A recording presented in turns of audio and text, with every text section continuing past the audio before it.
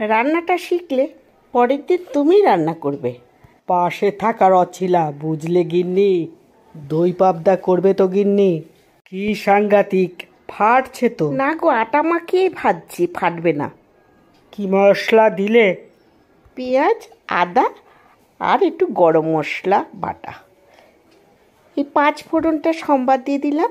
মশলাগুলো তুলে গরম জল ঢেলে ভালো করে কষাচ্ছি। নুন দিলাম, হলুদ দিলাম, লঙ্কার গুঁড়ো দিলাম। তুমি কি রান্না শিখবে নাকি গো?